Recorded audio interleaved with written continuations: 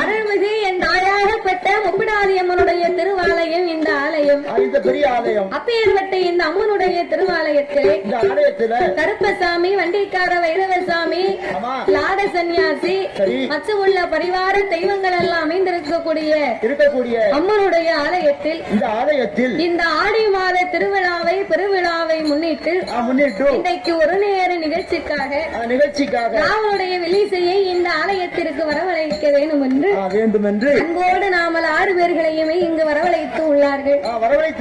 நாமளை வரவழைத்த அனைவர்களுக்கும் அனைத்து அன்பு உள்ளத்திற்குமே நாங்கள் நன்றியை தெரிவித்துக் கொண்டு அதாவது எந்த ஒரு ஆலயத்திலேயுமே நாமல் முதலாகவே வில்லிசை ஒன்று ஆரம்பிக்க வேண்டுமானால் அது எந்த ஒரு கோவிலாக இருந்தாலும் என்ன ஒரு தெய்வமாக இருந்தாலும் அந்த ஆலயத்திலே முதலாகவே சாஸ்தாங்கதையை தான் ஆரம்பிக்க வேண்டுமா?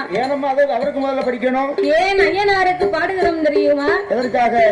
அகில உலகத்திலேயே கலியுக தெய்வமாகவே பிறந்தவர் ஐயனார் ஒருவர் தான். அப்படின்னா நம்மெல்லாம் தாய்க்கும் தந்தைக்கு வந்து பிறந்த சாதாரணப்பட்ட மானிட மனுக்கள். ஆனா என் தருமஞான சாஸ்தா ஹரிஹரபுத்திரன் ஐயனார் வந்து அப்படி கிடையாது. அப்புறம் எப்படியோ ஹரிக்கும் சிவனுக்கும் ஆணுக்கும் அதை குற்றங்கள் எங்களுடைய கடலிலேயே பொருள் குற்றங்கள், சாரீர குற்றங்கள் இருந்தால் எங்களுக்கு முன்பாகவே இந்த ஆலயத்திற்கும் இந்த ஊருக்கும் எத்தனையோ பெரிய பெரிய புலவர்கள், பேரறிஞர்கள், கவிஞர்கள் எல்லாம் வந்து பாடியிருக்கலாம். ஆன போதிலும் அறியால் நான் ஒரு சிறு குழந்தை.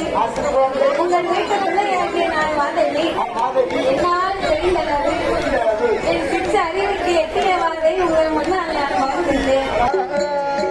ஆதி சிவன் மோதமதி கலிதமாகி அச்சுதம் என் பெருமான் இருக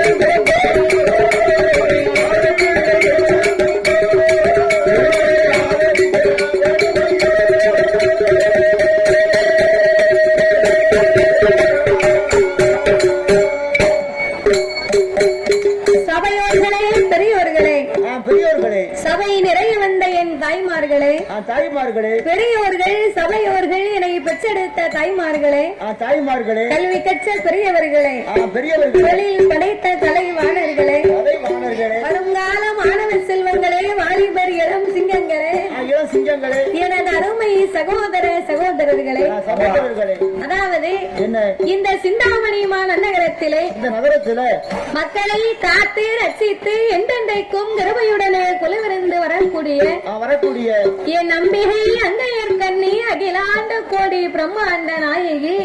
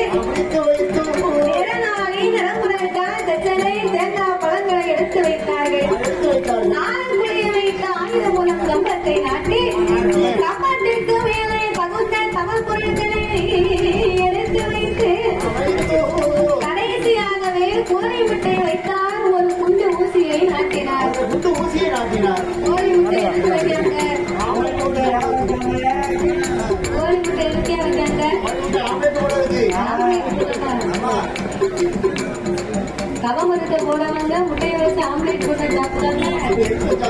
அதாவது கோயில்ல போய் பத்தியா சாமி கும்பிடுறவங்க கிட்ட கேட்டா தெரியும்.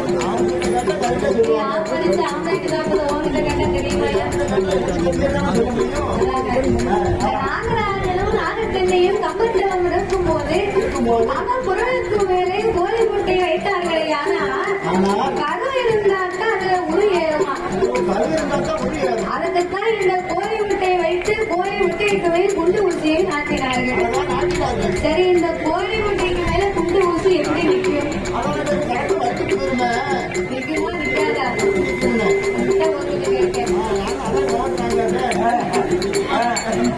கோழி முட்டைக்கு மேல் குண்டு ஊசி நிற்கி அப்படின்னா ஓம் நமச்சிவாயம் என்ற நாமத்தை சொல்லி ஊசி வைத்தாங்களாம். அந்த ஊசி நிற்கலாம்.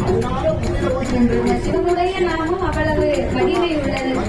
அப்ப இந்த நாகராஜனும் நாகக்கண்ணையும் ஊசி உடையின் மேல் இருமையாகவே நின்று கொண்டு தன்னுடைய நாம என்ற ஊசியிலே வந்து வாழையாகாய மாற்றமாகவே நிறுத்திக் கொண்டு நாசி அடக்கி ஊசி தவங்களை செய்து வருகிறார்கள்.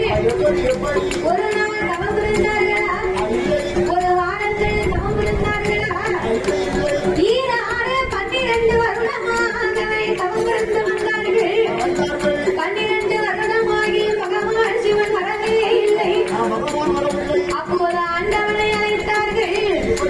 ஆண்டவனே பகவானே சம்போ சங்கர், ஆண்டவனே பகவானே சம்போ சங்கர், சிவன் சம்போ சங்கர், அடியாசையும் நவத்தை பாரும், இந்த அடியாசையும் நவத்தை பாரும்.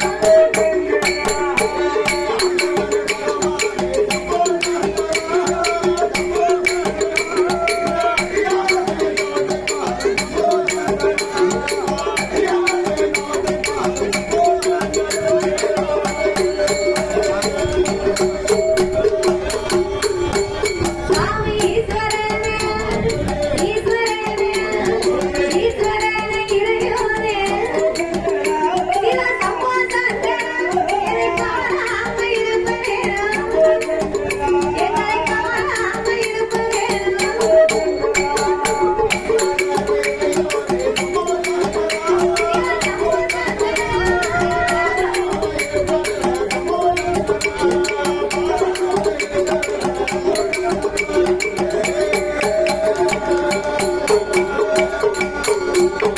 அவன் தவம் இருந்தே வாரபோது ஆனாலே கைலாசம், அங்கே ஆடுதையா ஆசையுடையா, சாமி நகராலே கைலாசம், ஆவி கைலாசம், அங்கே நடந்து மெல்ல ஆடுதையா.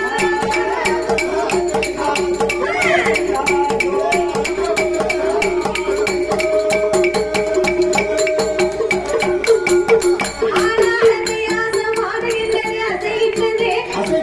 நகரால கைலாசம் நகர்ந்து மெல்ல ஆடும் போது அப்பந்தான் ஏறிட்டு பார்த்தார் இறைவனாகிய சிவபெருமான். ஒரு நாளும் இல்ல திருநாளை இந்த கைலாசம் ஏன் இன்னைக்கு இப்படி ஆடுது அசையுது? ஆணி வேற அங்கிருந்தா அடியோட சார்ந்திருந்தியா? மத்த வேற அந்து போகல, ஆணி வேற அந்து போகல. இவங்க 2 பேருடைய தவத்தை மகிமையாகப்பட்டதை முட்டி வச்சு கைலாசமே கிடுகிடுகிடுன்னு நடந்து. அப்பந்தான் இறைவனாகிய சிவபெருமான் பார்த்தார். நாகராஜ நாகக்கண்ணையின் தவத்தை கண்டார். கண்டும் காணாதவரை போலவே கலி உலகத்துக்கு படியிறக்க பயணமானார். ஏன் தெரியுமா? இவங்க 2 பேருக்கு இந்த ஜென்மத்திலே பிள்ளை இல்லை என்பது இறைவனுக்கு தெரியும். ஆமா. அப்ப இந்த பார்வதி சிவபெருமானுக்கு படியரசு எடுத்துக் கொடுத்தார். ஆண்டவனும் உலகம் எல்லாமும் படியிறக்கவே பயணமாகி வருகிறார். பகவான் படியிறக்க போறாரு, இந்த பார்வதி சும்மா இருக்காரா? இந்த ஆண்டவன் தானே என்னைக்குமே உலகம் எல்லாம் படியிறக்க போறாரு. நம்ம ஒட்டையில தானே இந்த கைலாசத்துல உட்கார்ந்து இருக்கிறோம். அதனால இவரோடு சென்று இவர் படியிறப்ப இன்னைக்கு நாம பார்த்து வந்தா என்ன? எங்க ஆண்டவனை அழைத்த பார்வதி, ஆண்டவா பரம்பொருளே, நீங்க உலகம் எல்லாம் படியிறக்க போனீரையானா? நான் ஒட்டையிலே உட்கார்ந்து இருக்கேன்.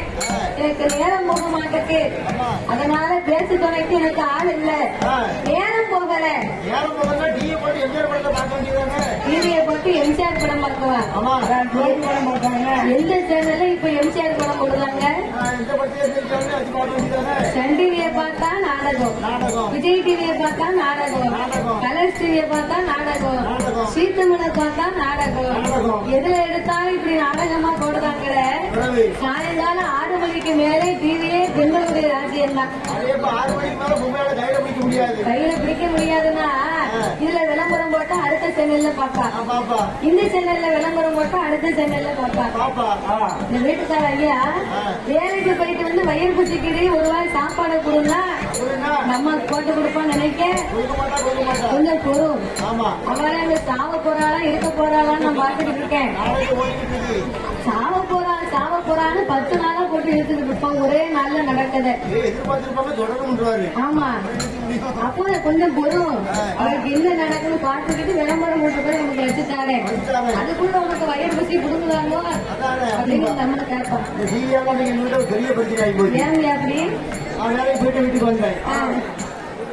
நாடகம் பார்த்துட்டு இருந்தா கொஞ்ச நேரம் உட்கார்ந்து இருந்தேன். உட்கார்ந்து இருந்தேன். நான் காட்டாம அது வேலைக்கு போயிட்டு இருந்திருக்கேன். ஆமா அவங்களுக்கு ஓடா உழைப்பு ஓடா செஞ்சு வந்திருக்கேன். பார்த்துட்டு இருக்கேன். ஆமா நாடகத்தை பார்த்துட்டு இருக்கேன். என்னன்னு கூட என்ன கேட்க மாட்டேன். ஆமா ஒரு காப்பி கொடுத்துருக்கியா என்னன்னு கேட்டிருக்கியா அப்படின்னு. ஆமா உங்களுக்கு என்ன செய்யணும் அப்படின்னா ஆமா நீ என்ன மதிக்க மாட்டேங்க. நீங்க பார்த்துட்டு இருக்க. ஆமா என்ன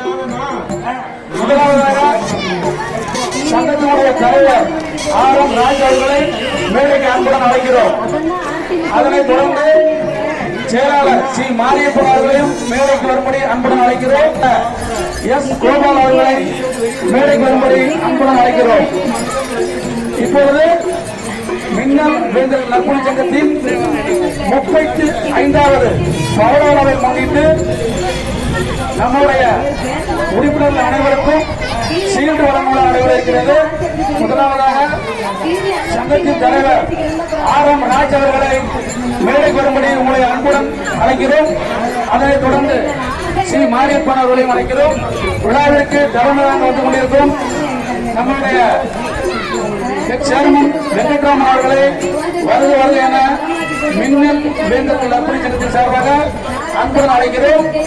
நிகழ்ச்சியை தொடங்கி வைப்பதற்கு நம்முடைய சிந்தாமணி முப்படாங்கோல் தலைவர் திரு கே. வெங்கட்ராமன் அவர்களை வருக வருக என மின்னல் வேந்தர்கள் நற்பணி சங்கத்தின் சார்பாக இப்பொழுது ஸ்ரீ மாரியப்பன் அவர்களுக்கு சீட்டு வழங்க இருப்பது.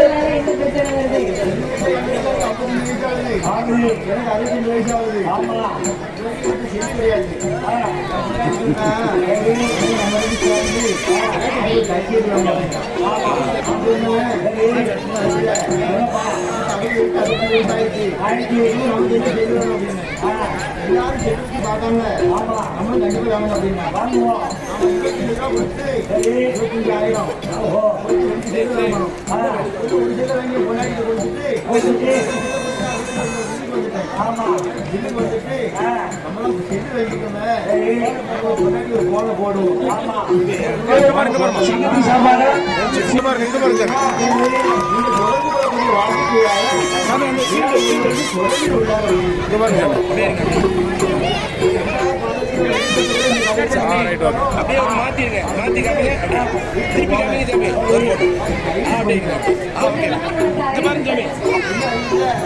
போட்டோ ஓகே அடுத்தபடியாக உங்களை அன்புடன் வேண்டி விரும்புகிற நிறுவனத்தின் சார்பாக முன்னணி போட்டி கவனிக்கப்படுகிறது. அனைத்து கலைஞர்களுக்கும் கோயில் நிறுவனத்தின் சார்பாக வெங்கட்ராமன் அவர்கள் முன்னணி போட்டி கவனிக்கப்படுகிறது.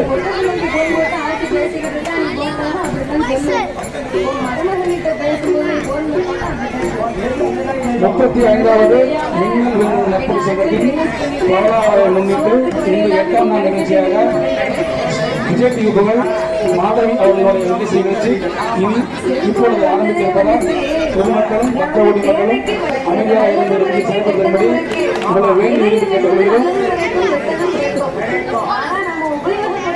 நமக்கு என்ன தேவை அதை மட்டும் பார்த்து உபயோகப்படுத்தி பார்த்தாலும் செல்போன், பள்ளிக்கூடத்துக்கு கிளம்பணும்னா செல்போன், அம்மா கொஞ்ச நேரம் சமையல் பண்ணாலும் இந்த செல்போன் தான் எடுத்து அது ஒரு வாரமா இப்படியே பார்க்கும். எனக்கு தெரிஞ்சு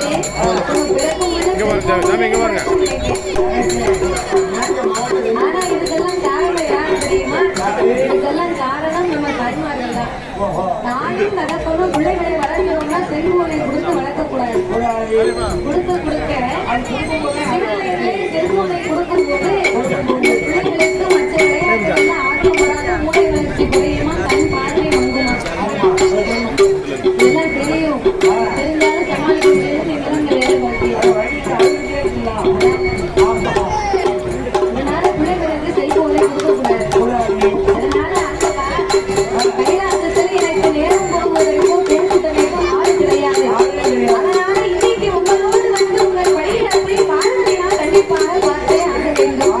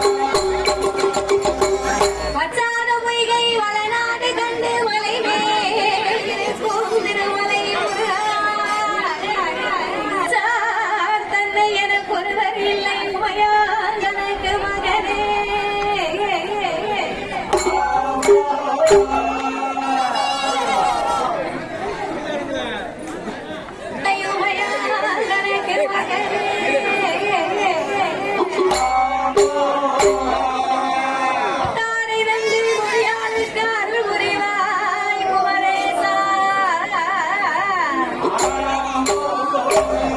விஸ்தரமாகவே புள்ளி மயில் ஏறி வர வேண்டும் என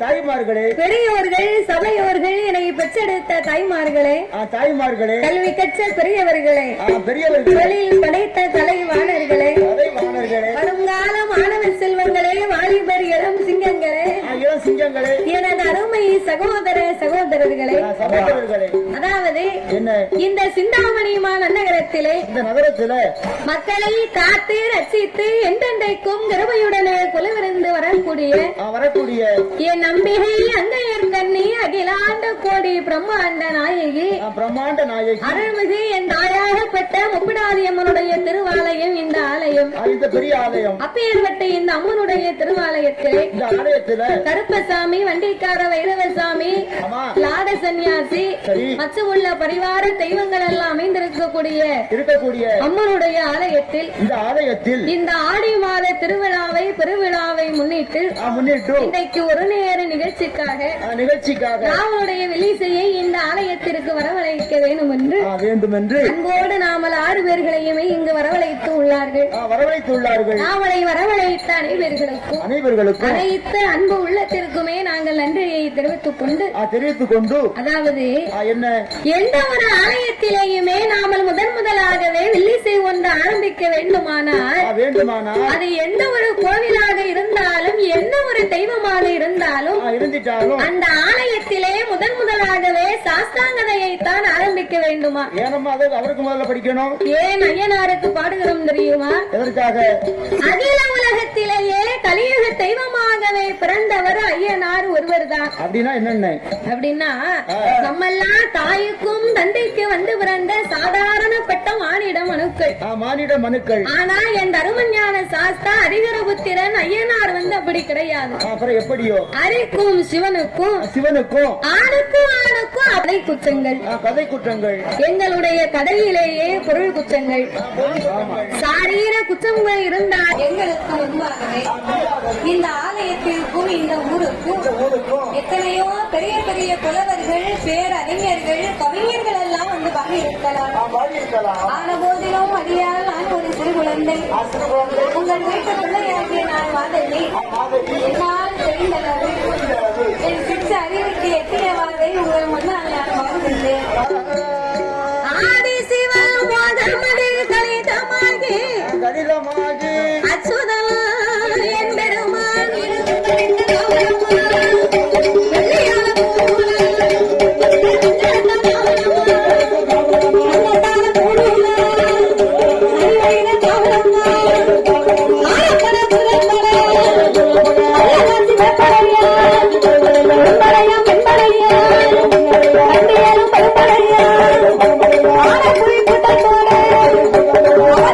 கோவிலுக்கு ஒரு நகை எடுத்து வச்சிருக்கோம். எங்க அன்னதானத்தின் சார்பாக அம்பாளுக்கு அந்த எங்களோட இருப்பு கோவிலுக்கு கொடுத்தாச்சு. நகையா போட்டிருக்கோம். போடுங்க சால்வை போடுங்க. இந்த அன்னதான கமிட்டி சார்பாக இந்த பொன்னாடை பற்றி கதைக்கப்படுகிறது. நன்றி.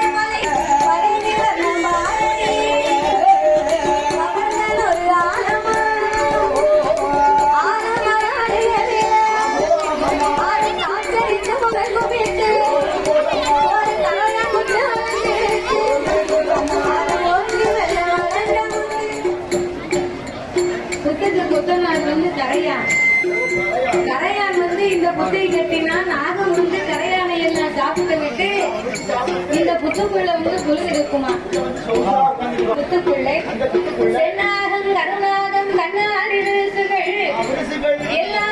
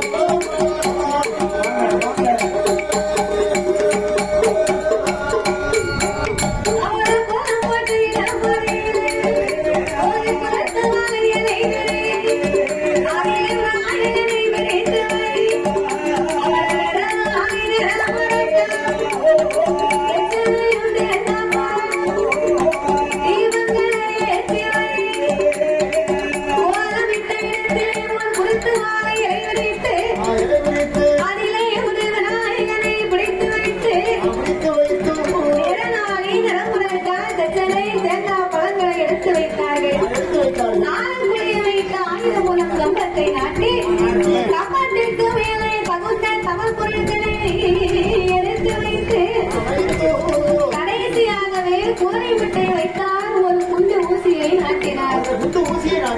கோழி முட்டை எடுத்து வைக்காங்க. கோழி முட்டை எடுத்து வைக்காங்க. கவமரத்தை போடவங்க முட்டையை வச்சு ஆம்லேட் போட்டு சாப்பிட்டாங்க. கோயில போய்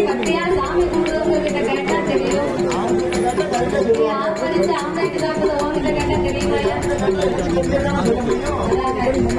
நாகராஜனும் நாகக்கண்ணையும் கம்பத்தில் நடக்கும் போது அவன் குரலுக்கு மேலே கோழி முட்டையை வைத்தார்களே ஆனால் கரு இருந்தாக்கா அதுல உரு ஏறுமா.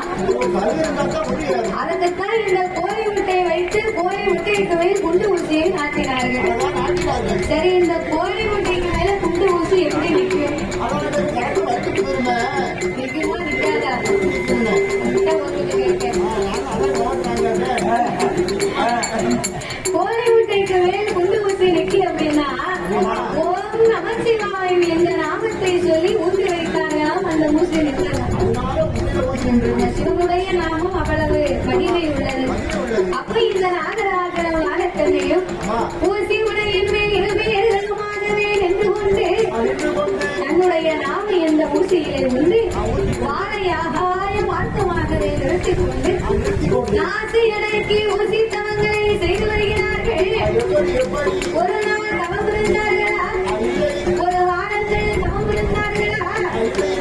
ஈராறு 12 வருடமாகவே தவம் இருந்து வந்தார்கள். 12 வருடமாகி பகவான் சிவன் வரவே இல்லை. அப்போது ஆண்டவனை அழைத்தார்கள். ஆண்டவனே பகவானே சம்போ சங்கர, ஆண்டவனே பகவானே சம்போ சங்கர, சிவ சம்போ சங்கர, அடி ஆசையும் நவத்தை பாரும், இந்த அடி ஆசையும் நவத்தை பாரும்.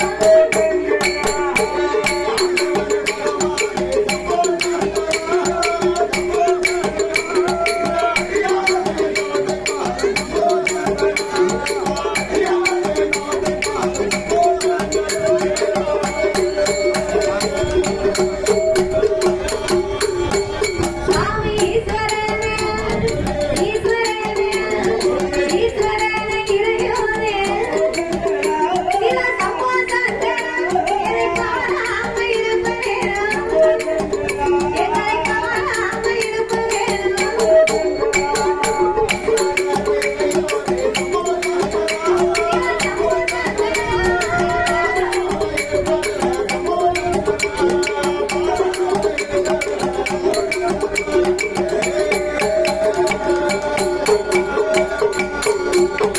ஆனந்தம் இருந்தே வாரபோதே, ஆனாமே கைலாசம், அதே ஆடுதையா ஆசையுடையா, சாமி நகரானே கைலாசம், ஆதி கைலாசம், அதே நகர்ந்து மெல்ல ஆடுதையா.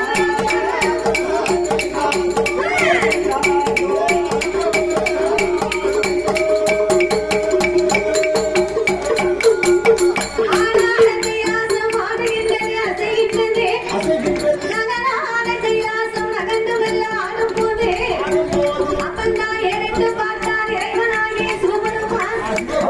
ஒரு நாளும் இல்ல திருநாள் இந்த கைலாசம் ஏன் இன்னைக்கு இப்படி ஆடுது அசையுது? ஆணி வேற அங்கிருந்தா அடியோட சாஞ்சிருமியா. மத்த வேற அந்து போகல, ஆணி வேற அந்து போகல. இவங்க 2 பேருடைய தவத்தை மகிமையாகப்பட்டதை முட்டி வச்சு கைலாசமே கிடுகிடுகிடுன்னு நடந்து அப்பந்தான் இறைவனாகிய சிவபெருமான் பார்த்தார். நாகராக நாகக்கண்ணையின் தவத்தை கண்டார். கண்டும் காணாதவரை போலவே கலை உலகத்துக்கு படியிறக்க பயணமானார். ஏன் தெரியுமா? இவங்க 2 பேருக்கு இந்த ஜென்மத்திலே பிள்ளை இல்லை என்பது இறைவனுக்கு தெரியும். ஆமா. அப்ப இந்த பார்வதி சிவபெருமானுக்கு படியரசு எடுத்து கொடுத்தார். ஆண்டவனும் உலகம் எல்லாமும் படியிறக்கவே பயணமாகி வருகிறார். பகவான் படியிறக்க போறாரு. இந்த பார்வதி சும்மா இருக்காளா? இந்த ஆண்டவன் தானே என்னைக்குமே உலகம் எல்லாம் படியிறக்க போறாரு. நம்ம ஒட்டையில தானே இந்த கைலாசத்துல உட்கார்ந்து இருக்கிறோம். அதனால இவரோடு சென்று இவர் படியிறக்க இன்னைக்கு நாம பார்த்து வந்தா என்ன? எங்க ஆண்டவனை அழைத்த பார்வதி, ஆண்டவா பரம்பொருளே, நீங்க உலகம் எல்லாம் படியிறக்க போனீரையானா? நான் ஒட்டையிலே உட்கார்ந்துருக்கேன். எனக்கு நேரம் போக மாட்டேக்கு. அதனால பேச்சு துணைக்கு எனக்கு ஆள் இல்ல. நேரம் போகல. டிவியை போட்டு எம்ஜிஆர் படம் பார்க்குவேன். ஆமா ஜோதி படம் பார்த்தாங்க. எந்த சேனல்ல இப்ப எம்ஜிஆர் படம் போடுறாங்க? இந்த படத்துல தெரிஞ்சாலே அது பார்க்க வேண்டியதானே. சன் டிவியை பார்த்தா நாடகம், நாடகம். விஜய் டிவியை பார்த்தா நாடகம், நாடகம். கலர்ஸ் டிவியை பார்த்தா நாடகம், நாடகம். சீத்தமனை பார்த்தா நாடகம். நாடகம். எதுல எடுத்தாலும் இப்படி நாடகமா போடுறாங்களே. பிறகு சாயங்காலம் 6 மணிக்கு மேலே டிவியே பெண்களுடைய ராஜ்யம் தான். அதே இப்ப 6 மணிக்கு மேல பொம்மையால கையில பிடிக்க முடியாது. கையில பிடிக்க முடியாதுன்னா இதுல விளம்பரம் போட்டா அடுத்த சேனல்ல பாப்பா, பாப்பா இந்த சேனல்ல விளம்பரம் போட்டா அடுத்த சேனல்ல பாப்பா. பாப்பா இந்த வீட்டுக்கார ஐயா வேலைக்கு போயிட்டு வந்து வயிறு பசிக்குது, ஒரு வாய் சாப்பாடு கொடுன்னா சொல்லுங்க. நம்ம போட்டு கொடுப்போம்னு நினைக்க கொடுக்க மாட்டா. கொஞ்சம் பொறும். ஆமா அவளை அங்க சாவ போறாளா இருக்க போறாளான்னு நான் பாத்துக்கிட்டு இருக்கேன். நாளைக்கு ஓடிக்கிட்டு இருக்கு. சாவ போறான்னு 10 நாளா போட்டு இழுத்துக்கிட்டு இருப்போம். ஒரே நாள்ல நடக்குது. எதிர்பார்த்திருப்பாங்க தொடர்ந்து பண்றாரு. ஆமா அப்போ கொஞ்சம் பொறும். அவருக்கு என்ன நடக்குன்னு பார்த்துக்கிட்டு விளம்பரம் போட்டு போய் நமக்கு வச்சுட்டாரு. அதுக்குள்ள உனக்கு வயிறு பசி கொடுக்குறாங்களோ அதானே அப்படின்னு நம்ம கேட்போம். இந்த டிவியால நீங்க வீட்டுல ஒரு பெரிய பிரச்சனை ஆகி போச்சு. ஏங்க அப்படி? நான் வேலைக்கு போயிட்டு வீட்டுக்கு வந்தேன். என் வீட்டுல நாடகம் பார்த்துட்டு இருந்தா. நான் கொஞ்ச நேரம் உட்கார்ந்து இருந்தேன். என் பிள்ளை நான் காட்டாம அது வேலைக்கு போயிட்டு இருந்திருக்கேன். அவங்களுக்கு ஓடா செஞ்சு வந்திருக்கேன். டிவி பார்த்துட்டு இருக்கேன். நாடகத்தை பார்த்துட்டு இருக்கேன். என்னன்னு கூட என்ன கேட்க மாட்டேங்க. ஒரு காப்பி கொடுத்துருக்கியா, என்னன்னு கேட்டிருக்கியா அப்படின்னு. உங்களுக்கு என்ன செய்யணும் அப்படின்னா நீ என்ன மதிக்க மாட்டேங்க. டிவியை பார்த்துட்டு இருக்க. என்னாலன்னா நாட்டுக்கு சாக போறோம் அப்படின்னு. டிவியை பார்த்ததுக்காக 4 மணிக்கு போறீங்க. என்ன கேட்க மாட்டேங்க, தண்ணி கொடுக்க மாட்டேங்க, காசு கொடுக்க மாட்டேங்க. அவன்தான் ஆட்சி நீ சொன்னது டிவி ஆஃப் பண்ணிருப்பாரு. என்னடி அப்படின்னா அவர் என்ன சொன்ன தெரியுமா? நாட்டுக்கு சாகவே சாக போற. நிக்கவே நிக்க வீட்டை விட்டு வெளியே போய் நாட்டுக்கு சாகுது. டிவியை மறக்காம டிவியை மறக்காம வெளியே போய் நின்று அப்படியா நீ நாட்டுக்கு கொஞ்சம் மேட்டர் இல்ல. நிக்கவே நிக்க டிவியை மறக்காம ஓரமா இருக்கு. என்ன செய்யணும் புரிஞ்சுக்கிட்டாலும் பரவாயில்ல. இவர் பேசினாரு டிவியை மறக்காம நின்று பேசியிருந்தா ஆட்சி அப்படி சொல்லிருக்க மாட்டா. டிவி அங்க இருக்கு, இதுல நின்று பேசிக்கிட்டு இருந்தா அப்புறம் அப்படித்தானே பேசலாம். நேரம் மாற்றிக்கணும்னா அந்த வார்த்தை சொல்லிவிட்டா.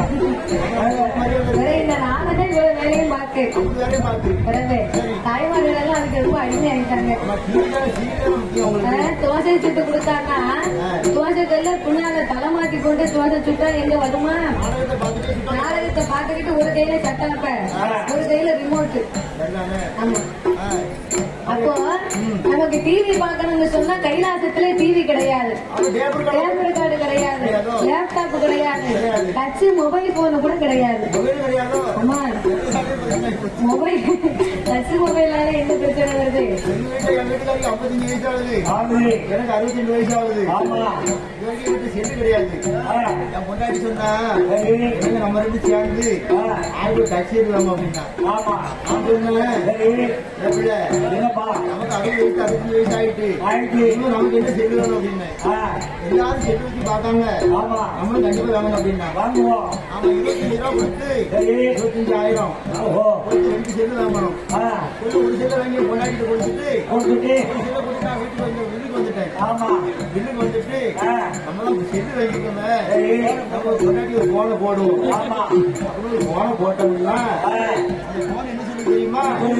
நீங்க தொடர்பு கொள்ளக்கூடிய வாடிக்கையாளர் வேற ஒருவருக்கு தொடர்பில் உள்ளார் அப்படின்னு. சண்டால பாதத்தில் விட்டு வந்த கூட இந்த கதைத்தை நடத்திட்டு இருக்காளோ அப்படின்னு வீட்டுக்கு போனேன். டைவர்ஸ் பண்ணிட்டேன். கொஞ்சம் நாள் எனக்கு அறிவு இருக்காங்க. என்ன அறிவில்லை போன் போடும்போது வேற ஒருவருடன் பேசிக் கொண்டிருக்கிறாங்கன்னு சொல்லியிருக்கு. ஆமா. அதுக்கப்புறம் யாராச்சும் டைவர்ஸ் பண்ணுவாங்க. அடுத்தவங்க தொடர்பு பண்ணிட்டா நீ அவளை என்ன அழைச்சிருக்கோம். சொல்ல வர்றத கேளு. நீ வந்து போன் போடும்போது ஆச்சி உன் மகன் கிட்ட போன் பேசினாங்க அந்த செல்போன் உன்கிட்ட அப்படித்தான் சொல்லும். உன் பொட்ட பிள்ளைக்கு போன் போட்டு ஆச்சி பேசிக்கிட்டு இருக்கா நீ போட்டாலும் அப்படித்தான் சொல்லும்.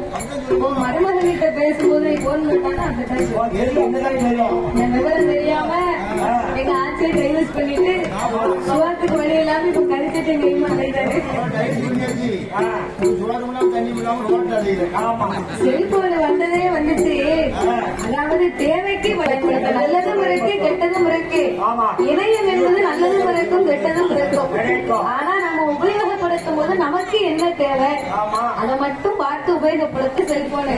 உறங்க வைக்கணும்னாலும் செல்போனு, பள்ளிக்கூடத்துக்கு கிளம்பணும்னா செல்போனு, அம்மா கொஞ்ச நேரம் சமையல் பண்ணாலும் இந்த செல்போன் தான் செல்போன் தான். கொடுத்தா அது ஒரு வாரமா இப்படியே பார்க்கும். ஆமா. எனக்கு தெரிஞ்சு நம்ம பிறக்கும் உள்ள செல்போனோடே பிறக்கும் நினைக்கிறேன்.